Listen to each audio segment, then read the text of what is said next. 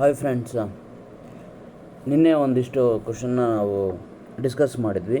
You G C N E ಟಿಗೆ ಸಂಬಂಧಪಟ್ಟಂತೆ previous year ನಾನು ಹೇಳ್ತೀನಿ ಅಂದರೆ ಎನ್ ಇ ಟಿ ಪಾಸ್ ಆಗಬೇಕು ಅಥವಾ ಕೆ ಸೆಟ್ ಪಾಸ್ ಆಗಬೇಕು ಅಂತ ಹೇಳಿದ್ರೆ ಮ್ಯಾಕ್ಸಿಮಮ್ ನಾವು ಪ್ರೀವಿಯಸ್ ಇಯರ್ದ ಕ್ವಶನ್ ಆ್ಯಂಡ್ ಆನ್ಸರ್ಗಳನ್ನು ಸಾಲ್ವ್ ಮಾಡಬೇಕು.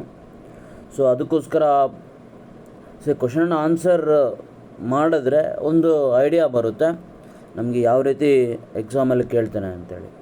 ಸೊ ಇನ್ ಡೀಟೇಲಾಗಿ ಒನ್ ಬೈ ಒನ್ ಚೆಕ್ ಮಾಡ್ಕೊಳ್ತಾ ಹೋಗೋಣ.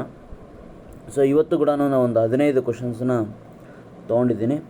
ಸೊ ಇಂಪಾರ್ಟೆಂಟ್ ಒಂದು ಸ್ವಲ್ಪ ಏನಂತ ಹೇಳಿದ್ರೆ ಡೀಪಾಗಿ ಓದಷ್ಟು ಕೂಡ ಎಕ್ಸಾಮಲ್ಲಿ ಕ್ಲಿಯರ್ ಮಾಡ್ಬೋದು. ನಂಬರ್ ಆಫ್ ಕ್ವಶನ್ಸ್ ಜಾಸ್ತಿ ಮಾಡೋದ್ರಿಂದ ಅಂತ ಅಲ್ಲ, so the quality of the questions ನೀವು ಸಾಲ್ವ್ ಮಾಡಿದಷ್ಟು ನಿಮಗೊಂದು ಐಡಿಯಾ ಬರ್ತಾ ಹೋಗುತ್ತೆ.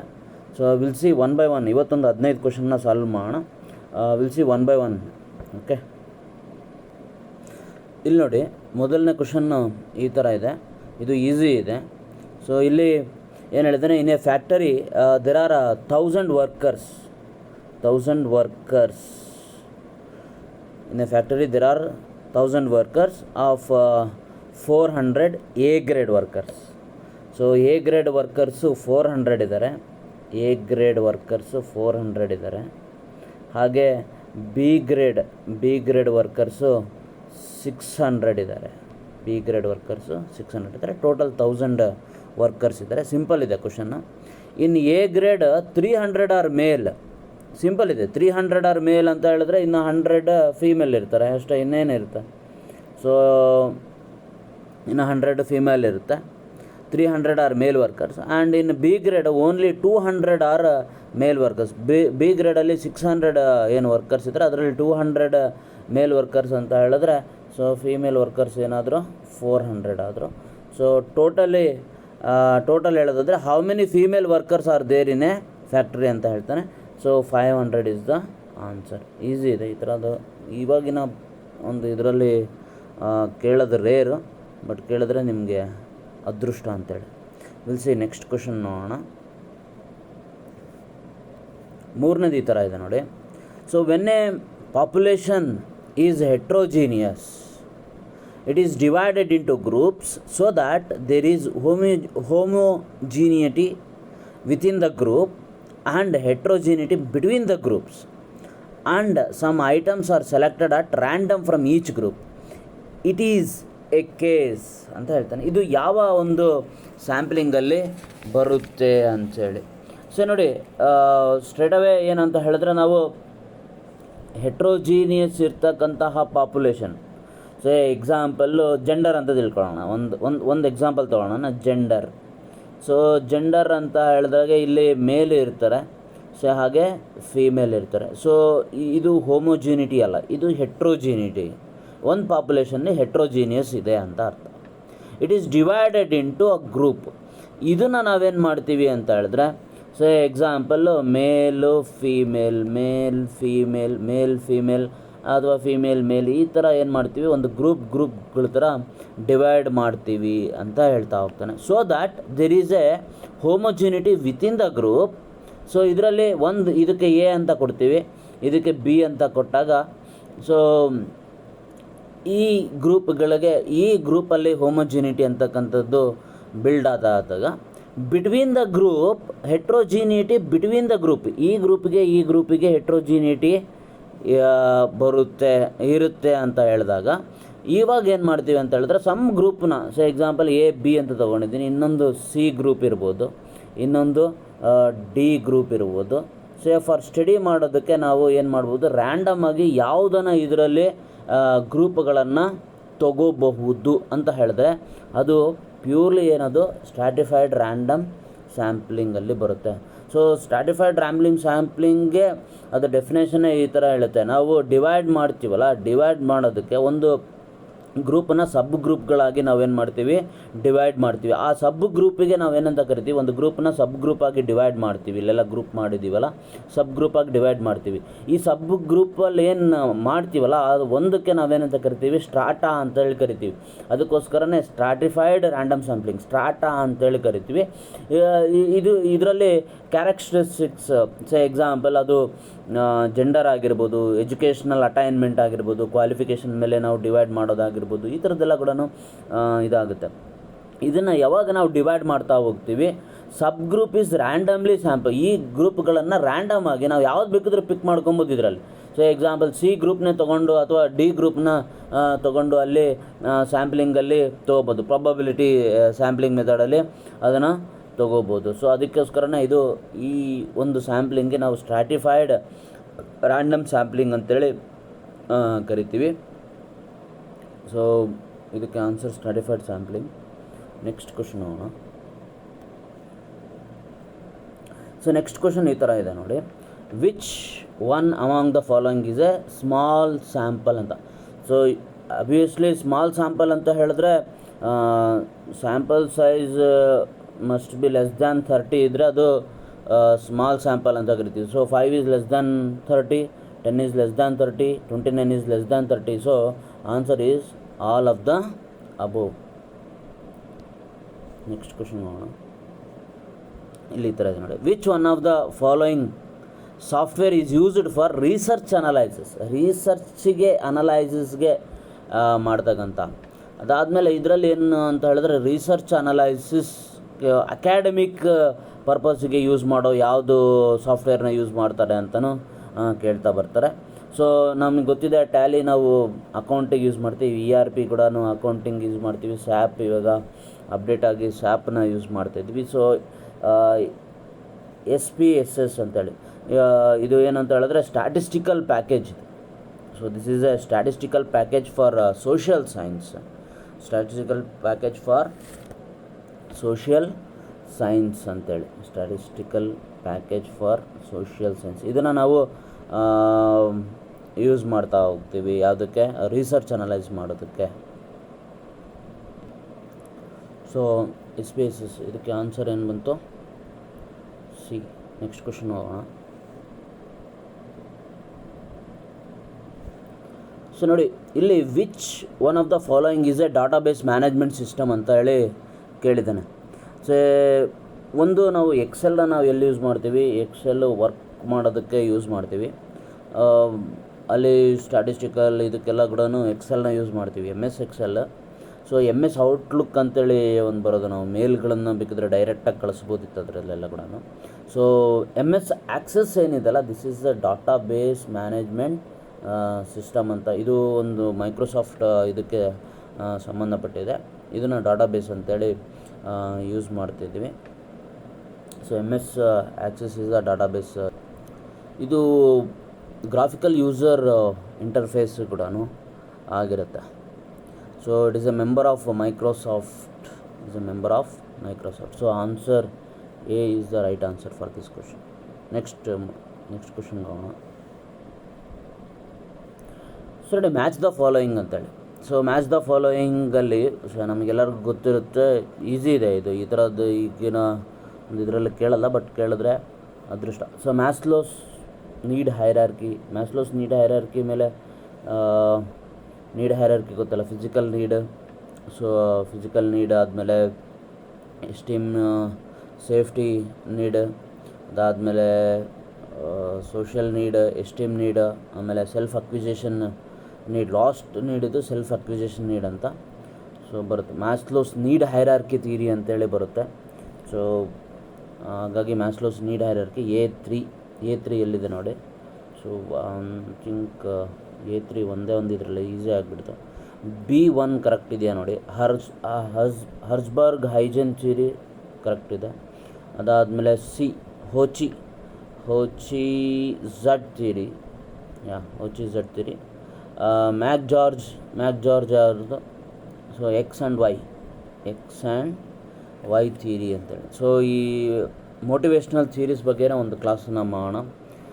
XY ಥಿಯರಿ ಏನು ಹೇಳ್ತದೆ, Z ಥಿಯರಿ ಏನು ಹೇಳುತ್ತೆ, ಈ ಥರದ್ದೆಲ್ಲ ಕೂಡ ಅದರಲ್ಲಿ ಭಾಳ ಕ್ವಶನ್ ಬರ್ತಾ ಹೋಗುತ್ತೆ. ಅದನ್ನು 1 by 1 ಡಿಸ್ಕಸ್ ಮಾಡ್ತಾ ಹೋಗೋಣ. ಸೊ ಇದಕ್ಕೆ 21ಗೆ ಆನ್ಸರ್ ಏನಾಯಿತು, D. ನೆಕ್ಸ್ಟ್ ಕ್ವಶನ್ಗೆ ಹೋಗೋಣ. ನೆಕ್ಸ್ಟ್ ಕ್ವಶನ್ ನೋಡಿ ಈ ಥರ ಇದೆ, consider the following steps in the decision making process. ಒಂದು ನಿರ್ಧಾರ ತೊಗೋಬೇಕಾದ್ರೆ ಯಾವ ರೀತಿ ತೊಗೊಳ್ತೀವಿ, and select the correct sequence. ಯಾವುದನ್ನ ಒಂದು ನಿರ್ಧಾರ ತೊಗೋಬೇಕಾದ್ರೆ ಮೊದಲು ಇಂಪಾರ್ಟೆಂಟ್ ಏನು ಅಂತ ಹೇಳಿದ್ರೆ ಪ್ರಾಬ್ಲಮ್ನ ಡಿಫೈನ್ ಮಾಡಬೇಕು. ನಮಗೆ ಯಾವಾಗ ಪ್ರಾಬ್ಲಮ್ ಡಿಫೈನ್ ಮಾಡಿಬಿಡ್ತೀವಿ ಅಂತ ಹೇಳಿದ್ರೆ ಅಲ್ಲಿ ಏನಾಯಿತು, ಪ್ರಾಬ್ಲಮ್ ಡಿಫೈನ್ ಮಾಡಬೇಕು, ಕರೆಕ್ಟಾಗಿ ಪ್ರಾಬ್ಲಮ್ನ ನಾವು ಅರ್ಥ ಮಾಡ್ಕೊಬೇಕು, first important thing. So problem ಅರ್ಥ ಮಾಡ್ಕೊಳ್ಳೋದಿದೆಯಲ್ಲ first important thing. So defining the problem one first ಇರಬೇಕು. ಸೊ ಇಲ್ಲಿ 3 ಆಪ್ಷನ್ಸಲ್ಲಿ 1 ಇದೆ. ಸೊ ಸೆಕೆಂಡ್ ಆಪ್ಷನ್ ಏನು ಬರಬೇಕು, ಸೆಕೆಂಡಲ್ಲಿ ಡಿಫೈನಿಂಗ್ ಪ್ರಾಬ್ಲಮ್ ಆದಮೇಲೆ ಕನ್ಸಿಡರಿಂಗ್ ಆಲ್ಟರ್ನೇಟಿವ್ಸ್ ಇದೆ, ಆಮೇಲೆ ಕನ್ಸಿಡರಿಂಗ್ ಲಿಮಿಟಿಂಗ್ ಫ್ಯಾಕ್ಟರ್ಸ್, ಆಮೇಲೆ selecting of the best alternative among. So selecting the best alternative among the alternative ಅನ್ನೋದಕ್ಕಿಂತ ಮುಂಚೆ ನಾವೇನು ಮಾಡಬೇಕು, ಫಸ್ಟ್ ಕನ್ಸಿಡರ್ ಮಾಡಬೇಕಲ್ವ ಆಲ್ಟರ್ನೇಟಿವ್ಸ್ನ. ಸೊ 1 ಆದಮೇಲೆ 2 ಬರಬೇಕು, ಸೆಕೆಂಡ್ 2ನೇ ಬರಬೇಕು. ಫಸ್ಟ್ ಡಿಫೈನಿಂಗ್ ಆದಮೇಲೆ ಕನ್ಸಿಡರಿಂಗ್ ಆಲ್ಟರ್ನೇಟಿವ್, ಅದಾದಮೇಲೆ ಅದ್ರ ಬಗ್ಗೆ ಏನಾದರೂ ಲಿಮಿಟೇಷನ್ಸ್ ಇತ್ತು ಅಂತ ಹೇಳಿದ್ರೆ ಕನ್ಸಿಡರಿಂಗ್ ಲಿಮಿಟಿಂಗ್ ಫ್ಯಾಕ್ಟರ್ಸ್, ಅದ್ರ ಬಗ್ಗೆ ಏನೇನೋ ಇತ್ತು ಅಂತ ಹೇಳಿದ್ರೆ ಅದನ್ನು ಕನ್ಸಿಡರ್ ಮಾಡಬೇಕು. So finally selecting the best alternative and implementation ಲಾಸ್ಟ್ಗೆ ಬರುತ್ತೆ. So option A is the right answer for this question. Next ಹೋಗೋಣ. So 9th one, unity of objectives principle states that there should be ಅಂತ ಹೇಳ್ತಾನೆ. There should B.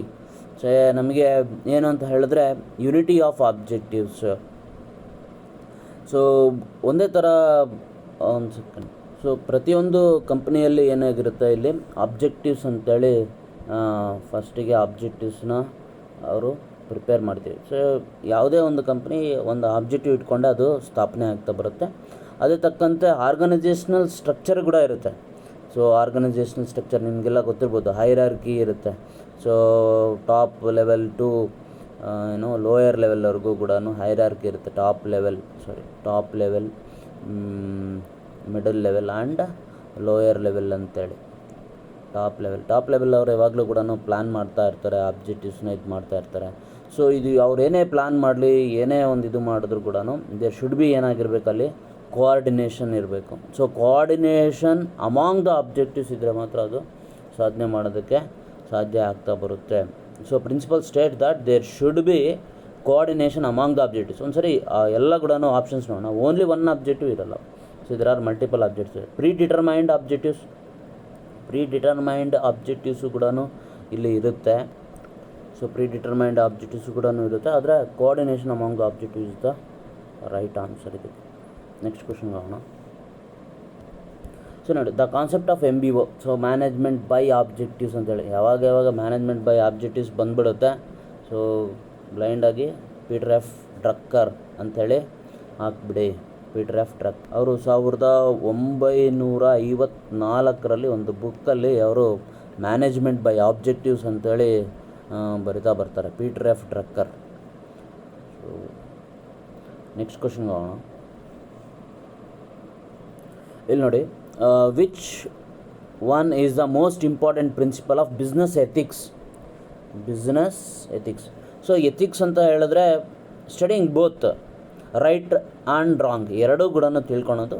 Doing A right thing, ನಾವೇನು ಮಾಡಬೇಕಾಗಿದೆ, ಸರಿಯಾದಂಥದ್ದನ್ನೇ ಮಾಡಬೇಕು. ಅದಕ್ಕೆ ನಾವೇನಂತ ಕರಿತೀವಿ, ಯಾವುದು ಸರಿ ಅನಿಸುತ್ತೆ ಅದನ್ನು ಮಾಡೋದಕ್ಕೆ ಎಥಿಕ್ಸ್ ಅಂತೇಳಿ ಕರಿತಾ ಬರ್ತೀವಿ. ಸೊ ಇಲ್ಲಿ ಆಪ್ಷನ್ಸ್ ನೋಡ್ತಾ ಹೋಗೋಣ. Which one is the most important principle, most important ಅಂತ ಹೇಳ್ತಾನೆ, most important principle of business ethics ಏನು? ಸೊ ಇದನ್ನು ನೋಡಿ, principle of unity of direction ನೋಡೋಣ. ಪ್ರಿನ್ಸಿಪಲ್ ಆಫ್ ಪ್ರೊಪೋರ್ಷನಲ್ ಜಡ್ಜ್ಮೆಂಟ್ ನೋಡಿ, ಇಲ್ಲಿ ರೈಟ್ ರಾಂಗ್ ಫಸ್ಟ್ ತಿಳ್ಕೊಳ್ತೀವಿ, ಆಮೇಲೆ ಒಂದು ಜಡ್ಜ್ಮೆಂಟ್ ಮಾಡ್ತೀವಿ ಅಂತ ಹೇಳಿದ್ರೆ, so it is B is the right answer. ಆಮೇಲೆ ಪ್ರಿನ್ಸಿಪಲ್ ಆಫ್ ಸ್ಕೇಲರ್ ಚೈನ್ ಅಲ್ಲ, principle of span of control ಬಗ್ಗೆ ಅಂತ ಹೇಳಿದ್ರೆ, ಒಂದು few employees are working under some supervisor ಈ ಥರ ಬರುತ್ತೆ. ನೆಕ್ಸ್ಟ್ ಅದನ್ನು ಹೇಳ್ತಾ ಹೋಗೋಣ.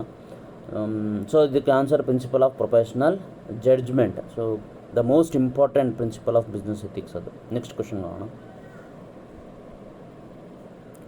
ಸೊ ಇಲ್ಲಿ ನೋಡಿ, ಮ್ಯಾಚ್ ದ ಫಾಲೋಯಿಂಗ್ ಇದೆ. So match the following. So ಇಲ್ಲಿ ನೋಡಿ, marketing is the delivery of standard of living ಅಂತ ಇದೆ. ಸ್ಟ್ಯಾಂಡರ್ಡ್ ಆಫ್ ಲಿವಿಂಗ್ ಬಗ್ಗೆ ಹೇಳೋದು. First Paul Mazur. ಸೊ 3ಗೆ A. Marketing comprises both buying and selling activities. ಇದನ್ನು ಹೇಳೋದು ಪೈಲೆ. ಅದಾದಮೇಲೆ marketing is human activity directed at satisfying needs and wants through exchange process. ಇದು Philip Kotler. So Philip Kotler is a famous for a marketing.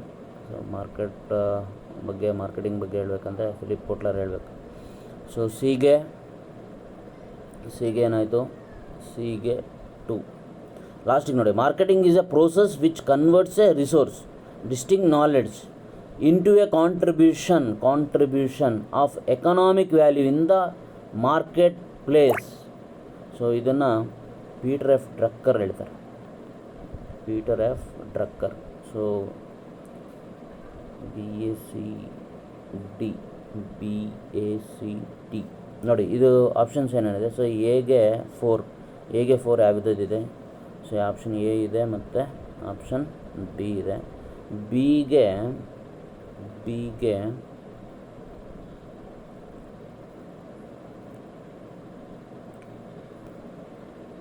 ಎಗೆ 4, ಬಿಗೆ ನೋಡಿ, ಒಂದು second, ಸರಿ ಇಲ್ಲಿ ನೋಡಿ, A3 ಇಲ್ಲಿ ಬಂತಲ್ಲ, A3. ಸೊ A3 ಯಾವುದಿದೆ?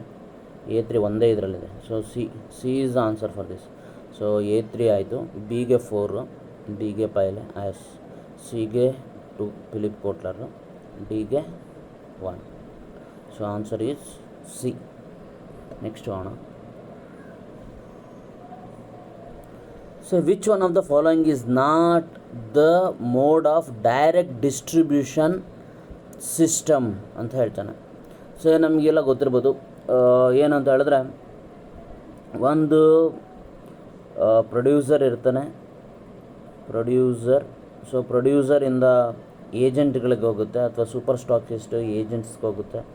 ಅದಾದಮೇಲೆ ಹೋಲ್ಸೇಲರ್ಸ್. ಇದೇನೆಲ್ಲ ಏನಿದು, ಇದೆಲ್ಲ ಕೂಡ ಚಾನಲ್ಸ್ ಆಫ್ ಡಿಸ್ಟ್ರಿಬ್ಯೂಷನ್. ಹೋಲ್ಸೇಲರ್ಸ್ಗೆ ಹೋಗುತ್ತೆ, ಹೋಲ್ಸೇಲರ್ಸಿಂದ ರಿಟೇಲರ್ಸ್ಗೆ ಹೋಗುತ್ತೆ. ಸೊ ಈಗಿನ ಟ್ರೆಂಡಲ್ಲಿ ಬಂದಿರತಕ್ಕಂಥ ಮುಖಾಂತರ ಏನಂತ ಹೇಳಿದ್ರೆ, ಕೆಲವು ಟೈಮಲ್ಲಿ ಈ ಮೊಬೈಲ್ಗಳು ಇವೆಲ್ಲ ಕೂಡ ಆನ್ಲೈನಾಗೆ ಡೈರೆಕ್ಟ್ಲಿ ಕನ್ಸ್ಯೂಮರ್ಗೆ ಒಂದು ಮಿಡಲ್ ಮ್ಯಾನ್ ಸಿಂಗಲ್ ಇದರಿಂದ. ಸೊ ಎಕ್ಸಾಂಪಲ್ ಫ್ಲಿಪ್ಕಾರ್ಟು, ಸ್ನ್ಯಾಪ್ಡೀಲು, ಇಲ್ಲಿಂದ ಡೈರೆಕ್ಟಾಗಿ ಕನ್ಸ್ಯೂಮರ್ಗೆ ಸೇಲ್ ಮಾಡೋ ಥರ ಮಾಡ್ತಾಯಿದ್ದಾರೆ. ಡ್ಯೂ ಟು ಇವರೆಲ್ಲ ಕೂಡ ಮಿಡಲ್ ಮ್ಯಾನ್ಸ್ಗಳನ್ನು ಎಲ್ಲ ಅವಾಯ್ಡ್ ಮಾಡಿ, ಸೊ ದಟ್ ಅದರದ್ದು ದುಡ್ಡನ್ನು ಉಳಿಸೋದಕ್ಕೋಸ್ಕರ ಈ ರೀತಿ ಎಲ್ಲದೂ ಕೂಡ ಡಿಸ್ಟ್ರಿಬ್ಯೂಷನ್ ಸಿಸ್ಟಮ್ನು ಮಾರ್ಕೆಟಲ್ಲಿ ಬರ್ತಾ ಇದೆ. ಇಲ್ಲಿ which one of the following is not ಅಂತ ಹೇಳ್ತಾನೆ. Not the mode of direct distribution. So ಒಂದು ಫ್ರ್ಯಾಂಚೈಸ್ ಶಾಪ್ಸ್ಗಳಿಗೆ ಡೈರೆಕ್ಟಾಗಿ ಕೊಡ್ತಾರೆ ಸೇಲ್ ಮಾಡೋದಕ್ಕೆ, ಇದೆಲ್ಲ ಕೂಡ. ಆಮೇಲೆ ಓನ್ ಸೇಲ್, ಅವ್ರದ್ದೇ ಆದಂಥ ಕಂಪ್ನಿಗಳಲ್ಲಿ ಓನ್ ಸೇಲ್ ಔಟ್ಲೆಟ್ಸ್ ಇರುತ್ತೆ. ಸೊ ವೆಂಡಿಂಗ್ ಮಿಷನ್ಸ್ ಮುಖಾಂತರ ಅಂತ ಹೇಳಿದ್ರೆ ಇವಾಗೆಲ್ಲ ಬರ್ತಾ ಇದೆಯಲ್ಲ, ₹5 ಹಾಕಿದ್ರೆ ನಿಮಗೆ ಒಂದು ಕಾಯಿನ್ ಹಾಕಿದ್ರೆ ನಿಮಗೆ ಒಂದು, ಸೊ ಎಕ್ಸಾಂಪಲ್ ಪೆಪ್ಸಿ, ಕೋಕೋಕೋಲಾ ಅಂತ ಫಾರಿನ್ ಇದರಲ್ಲೆಲ್ಲ ಕೂಡ ಆ ದುಡ್ಡು ಅಷ್ಟು ಹಾಕ್ಬಿಟ್ರೆ ಸಾಕು, ಅದು ಕೊಡ್ತಕ್ಕಂಥ ಡೈರೆಕ್ಟಲ್ಲಿ ಅದು ವೆಂಡಿಂಗ್ ಮಿಷನ್ ಮುಖಾಂತರ ಅವರು ಮಾಡ್ತಾ ಹೋಗ್ತಾರೆ. ಇದೆಲ್ಲ ಕೂಡ ಡೈರೆಕ್ಟ್ ಡಿಸ್ಟ್ರಿಬ್ಯೂಷನ್. ಆದರೆ ಟ್ರೇಡಿಂಗ್ ಮೀಡಿಯೇಟರ್ಸ್ ಏನಿರ್ತಾರಲ್ಲ, ಇವರು ಒಂದು ಚಾನಲ್ಗೆ ಬಂದುಬಿಡ್ತಾರೆ. ಸೊ ಅದಕ್ಕೋಸ್ಕರನೇ it is not the mode of direct distribution system. So trading mediators are not the direct distribution system. Next question ನೋಡೋಣ. So which one of the following is matched correctly ಅಂತೇಳಿ. So ಇಲ್ಲಿ ನೋಡ್ಬೋದು, consumer promotion ಅದು sales ಮೀಟಿಂಗಲ್ಲಿ ಮಾಡ್ತೀವಿ. Consumer promotion sales ಈ ಥರ. So ಮಾರ್ಕೆಟಿಂಗಲ್ಲಿ ಅದನ್ನು ಮಾಡ್ತೀವಿ ಇದೆಲ್ಲ. ಅದಾದಮೇಲೆ ನೋಡೋಣ, ಡೀಲರ್ ಪ್ರಮೋಷನ್, ಡಿಸ್ಪ್ಲೇ ಅಲೋವೆನ್ಸ್. ಡೀಲರ್ಗೆ ಅಲೋವೆನ್ಸ್ಗಳನ್ನು ಕೊಡುತ್ತೀವಿ. ಇದು ಸರಿ ಇದೆ. ಡೀಲರ್ಸ್ ಪ್ರಮೋಷನ್ ಅಂತ ಹೇಳಿದ್ರೆ ದೊಡ್ಡ ಕಂಪ್ನಿಗಳಲ್ಲಿ ಏನು ಮಾಡ್ತಾರೆ, ಎಲ್ಲರೂ ಕೂಡ ಡೀಲರ್ಸ್ಗಳಿಗೆ ಕೊಡ್ತಾ ಹೋಗ್ತಾರೆ. ಅವ್ರಿಗೆ ಎಷ್ಟೆಷ್ಟು ಅಲೋವೆನ್ಸ್ ಸಿಗುತ್ತೆ ನಿಮಗೆ ಮಾಡೋದ್ರಿಂದ ಅಂತಕ್ಕಂಥದ್ದನ್ನು. ಅದಾದಮೇಲೆ ಇಂಟರ್ನಲ್ ಸೇಲ್ ಪ್ರಮೋಷನ್ ಮಾಡೋದಕ್ಕೆ ಫ್ರೀ ಸ್ಯಾಂಪಲ್ಸ್ ಕೊಡ್ತೀವ? ಇಂಟರ್ನಲ್ ಸೇಲ್ಸ್ ಪ್ರಮೋಷನ್ ಮಾಡೋದಕ್ಕೆ ಫ್ರೀ ಸ್ಯಾಂಪಲ್ಸ್ ಇಲ್ಲ. ಇಂಟರ್ನಲ್ ಪ್ರಮೋಷನ್ ಮಾಡೋದಕ್ಕೆ ಏನು ಫ್ರೀ ಸ್ಯಾಂಪಲ್ ಕೊಡೋಲ್ಲ. ಸೊ ಎಕ್ಸ್ಟರ್ನಲ್ ಸೇಲ್ಸ್ ಪ್ರಮೋಷನ್ ಮಾಡೋದಕ್ಕೆ ಫ್ರೀ ಸ್ಯಾಂಪಲ್ಸ್ಗಳನ್ನು ನೀವು ನೋಡಬಹುದು. ಫಾರ್ಮಸ್ಯೂಟಿಕಲ್ ಕಂಪ್ನಿಯಲ್ಲಿ ಈ ಫ್ರೀ ಸ್ಯಾಂಪಲ್ಸ್ಗಳನ್ನು ಡಾಕ್ಟರ್ಗಳಿಗೆ ಕೊಡೋದು. ಓಕೆ, ಅದ್ರ ಮೇಲೆ ಅವರು ಆ ಸ್ಯಾಂಪಲ್ ಚೆನ್ನಾಗಿದೆಯಾ ಅಂತೇಳಿ ಟೆಸ್ಟ್ ಮಾಡಿ ನೆಕ್ಸ್ಟ್ ಪ್ರಿಸ್ಕ್ರೈಬ್ ಮಾಡೋದು, ಇದೆಲ್ಲ ನಡೆಯುತ್ತೆ. ಸೊ ಆನ್ಸರ್ ಇದಕ್ಕೆ 28ಗೆ D, sorry B is the right answer for this question. Next question move ಆಗೋಣ. ಸೊ ಇಲ್ಲಿ ಒಂದು ಸ್ಟೇಟ್ಮೆಂಟ್ ಇದೆ ಮತ್ತು ರೀಸನ್ ಇದೆ. ಸ್ಟೇಟ್ಮೆಂಟ್ ಈ ಥರ ಇದೆ ನೋಡಿ. The electronic media has a strong impact on consumer behaviour in India. Okay, ಇವಾಗ ಎಲೆಕ್ಟ್ರಾನಿಕ್ ಮೀಡಿಯಾ ಸ್ಟ್ರಾಂಗೇ ಇದೆ ಅಲ್ವಾ? Electronic media has a strong impact on consumers behaviour in India. Yes, correct ಇದೆ ಸ್ಟೇಟ್ಮೆಂಟ್. ರೀಸನ್ ನೋಡಿ, most of the Indian consumer take their decision with the help of electronic media. Yes, so statement A is right and statement R ಇದೇನು reason is also a right. Both are ಕರೆಕ್ಟಾಗೇ ಇದೆ. So ಇಲ್ಲಿ options ನೋಡೋದಾದರೆ ಎಲ್ಲಿದೆ both. So answer D is the right answer for this question. Next ಕ್ವಶನ್ಗೆ ಹೋಗೋಣ. So 16ನೇ question, last question ಇದು. ಅಂದರೆ that means 30th question. Road blocking advertisement is ಅಂತ. ಸೊ ರೋಡ್ ಬ್ಲಾಕಿಂಗ್ ಅಡ್ವರ್ಟೈಸ್ಮೆಂಟ್ ಅಂತ ಹೇಳಿದ್ರೆ ರೋಡ್ನ ಬ್ಲಾಕ್ ಮಾಡಿ ಅಡ್ವರ್ಟೈಸ್ಮೆಂಟ್ ಮಾಡೋದಲ್ಲ. ಇಲ್ಲೇನಂತ ಹೇಳಿದ್ರೆ ಇದು advertising a product on all similar T V radio channels at the same time. ಇದನ್ನು ನೆನ್ಪಿಟ್ಕೊಳ್ಳಿ, T V radio channels at the same time advertisement ಬರ್ತಾ ಇರುತ್ತೆ. ಅದಕ್ಕೆ ರೋಡ್ ಬ್ಲಾಕಿಂಗ್ ಅಡ್ವರ್ಟೈಸ್ಮೆಂಟ್ ಅಂತೇಳಿ ಕರೀತಾರೆ. ಸೊ ನಿಮಗೆ ಕನ್ಫ್ಯೂಸ್ ಆಗಲಿಕ್ಕೆ putting on advertisement on a blocked ರೋಡಲ್ಲಿ ಹೆಂಗೆ ಮಾಡ್ತಾರೆ? ಸೊ ಅಡ್ವರ್ಟೈಸಿಂಗ್ ಇದೆ product by blocking a road ಅಲ್ಲ, a technique of gathering potential customers on the road. ಕೆಲವು ಟೈಮಲ್ಲಿ ಟೆಕ್ನಿಕ್ ಆಫ್ ಗ್ಯಾದರಿಂಗ್ ಮಾಡ್ತಾರೆ, ಆದರೆ ಅದಕ್ಕೆ ರೋಡ್ ಬ್ಲಾಕಿಂಗ್ ಅಡ್ವರ್ಟೈಸ್ಮೆಂಟ್ ಅಂತ ಹೇಳಲ್ಲ. Advertising a product on all similar T V radio channels, ಇದನ್ನ ನೆನ್ಪಿಟ್ಕೊಳ್ಳಿ, T V radio channels at the same time ಅಂತ ಇದೆ. ಇದನ್ನು ನಾವೇನಂತ ಕರಿತೀವಿ? ರೋಡ್ ಬ್ಲಾಕಿಂಗ್ ಅಡ್ವರ್ಟೈಸಿಂಗ್ ಅಂತ ಹೇಳಿ ಕರಿತೀವಿ. ಸೊ ಚಾನಲ್ ಇಷ್ಟು ಕೂಡ ಇವತ್ತಿನ ಪ್ರೆಸೆಂಟೇಷನ್ ಆಗಿತ್ತು. ಸೊ ನಿಮ್ಗೇನಾದರೂ ಡೌಟ್ಸ್ ಇದ್ದರೆ ಅದನ್ನು ಕಾಮೆಂಟಲ್ಲಿ ಹಾಕಿ. ಮತ್ತು ಬರ್ತಾ ಇನ್ನೂ ಭಾಳಷ್ಟು ವೀಡಿಯೋಗಳನ್ನು ಮಾಡ್ತೀವಿ. ಸೊ ಸಬ್ಸ್ಕ್ರೈಬ್ ಮಾಡಿ ಚಾನಲ್ನ, ಹಾಗೆ ಲೈಕ್ ಬಟನ್ನ ಕ್ಲಿಕ್ ಮಾಡಿ. ಏನಾದರೂ ಡೌಟ್ಸ್ ಇದ್ದರೆ ನನಗೆ ಕಾಮೆಂಟಲ್ಲಿ ಹಾಕಿ, ಅಥವಾ ಯಾವ ಕ್ವಶನ್ಸ್ಗಳನ್ನು ಡಿಸ್ಕಸ್ ಮಾಡಬೇಕು ಅಂತ ಹೇಳಿದ್ರೆ ಆ ಕ್ವಶನ್ಸ್ಗಳನ್ನು ನಾನು ತೊಗೊಂಡು ಬಂದು ಮಾಡ್ತೀನಿ. ಸೊ ಇನ್ ಡೀಟೇಲಾಗಿ ಕೋಚಿಂಗ್ನ ಮಾಡೋದಾಗುತ್ತೆ ಇಲ್ಲಿ. Okay, thank you for watching this video. Thank you so much.